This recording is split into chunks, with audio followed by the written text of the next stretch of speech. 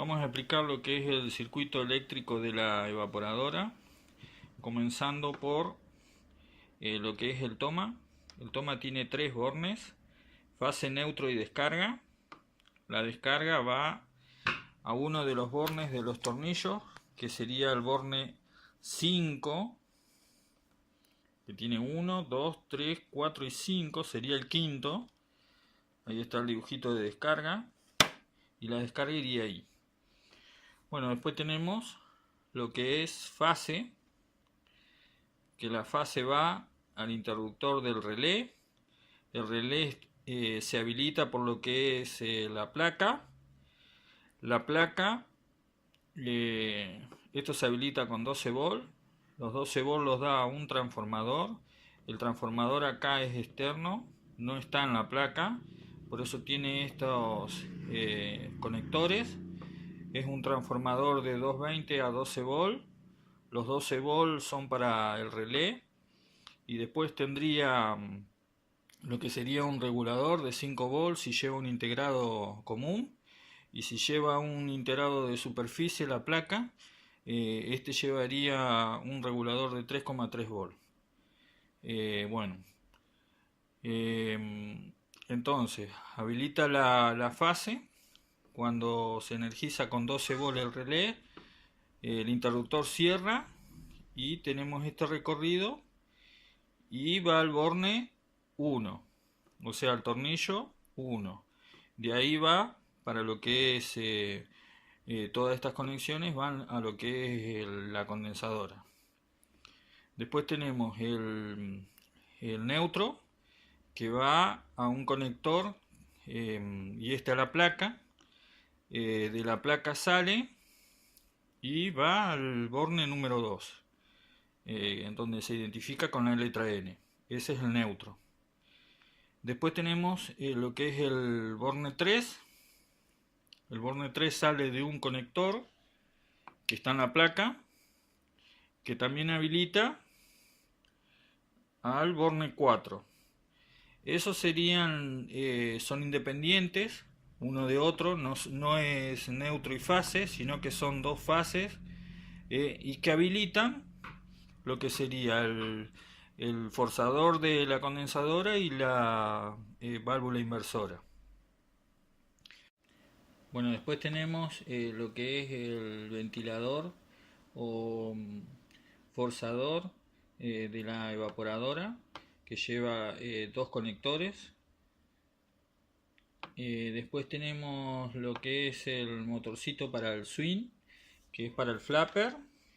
Este es un motorcito paso a paso, por eso lleva tantas conexiones.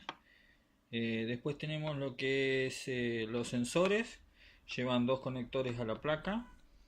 Y tenemos el sensor de ambiente y el sensor de caño. El sensor de ambiente sería este, y el de caño está junto a la cañería de la serpentina, ¿no? Después tenemos lo que es el conector para el display. Vamos a aclarar por qué el ventilador o forzador lleva dos conectores. Un conector vendría a ser para lo que es la tensión de lo que es el ventilador propiamente dicho, y el otro conector sería para el sensor Hall. El sensor Hall es el que se encarga de las velocidades, velocidad 1, 2 y 3. Esas serían las marchas. Después tenemos esto que se ve acá, vendría a ser una bobinita que es la bobina para el relé. Con respecto a las tensiones entre alterna y continua, tenemos que decir que lo que es el transformador tiene una entrada y una salida de tensión alterna. Es decir, entran 220 alterna y salen 12 volts alterna. Eso va a la placa. En la placa hay un rectificador por medio de diodos y un capacitor. Rectifican a continua esos 12 volts. Los 12 volts continuos van a lo que es la bobinita de lo que sería el relé. Cuando se energiza, habilita el relé. Otra cosa que me falta aclarar es lo que es la descarga a tierra. La descarga tierra va tanto a lo que sería todo lo que es metal en el evaporador como a la placa. Y después, bueno, después va a lo que por intermedio de cables a lo que sería la condensadora. Pero la descarga a tierra no solamente va al Borne 5, sino que también va a lo que es la placa y la cañería de la evaporadora. Bueno, otro tema es el capacitor que lleva el ventilador o forzador. Lleva tres cables, porque sería uno el común, otro el trabajo y otro el arranque. Cuando este ventilador empieza a perder fuerza, es decir, trabaja lento, es porque el capacitor que está en la placa perdió la capacidad. Con respecto a los cables que lleva el sensor Hall, también tenemos tres cables.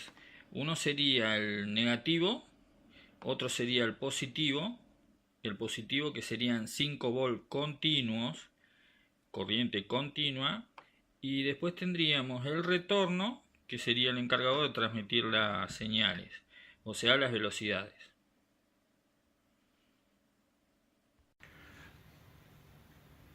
Este es el circuito eléctrico de la condensadora.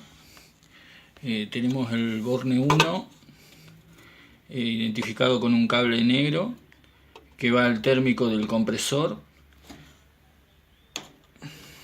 Este vendría a ser el cable negro que va al compresor. Después tenemos lo que sería el Borne 2, que es el neutro o común para todo, que va al capacitor del compresor en uno de sus bornes, identificado con un cable rojo, que vendría a ser el Borne 2, vendría a ser este, y el cable vendría a ser este, y va a uno de los bornes. El otro borne entra en el compresor, que lo tenemos acá.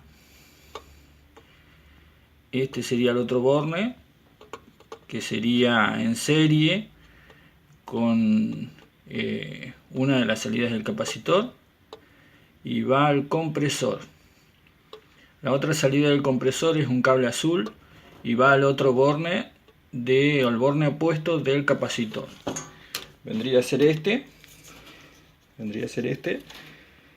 y esto va al compresor. Después tenemos, a ver si podemos enfocar, sí. Tenemos lo que es un cable rojo que va al capacitor del forzador, que sería este.